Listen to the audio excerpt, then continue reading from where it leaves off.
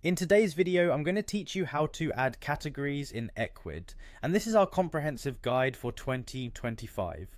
If you want to organize products effectively and enhance the shopping experience on your Ecwid store, you're in the right place. So let's dive right into it.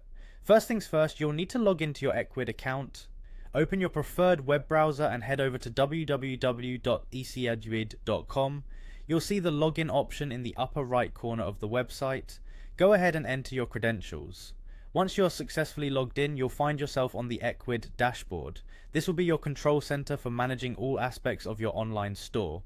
Next, we're going to access the categories section. Look at the left-hand side menu. You'll see a list of options there. Click on catalog and a drop-down menu will appear. From this menu, select categories. This will take you to the section where you can manage existing categories or add new ones. Now it's time to create a new category.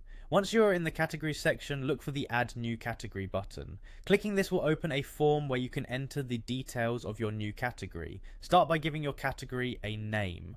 Think about what this category will contain. It could be something like men's clothing or electronics. You have the option to upload a category image to give a visual representation, which can be very helpful for your customers. Adding a descriptive category description can enhance understanding and improve the SEO of your store.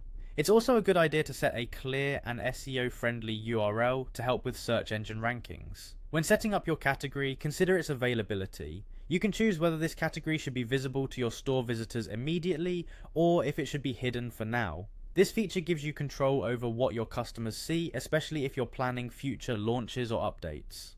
Once your category is created, you'll want to populate it with products.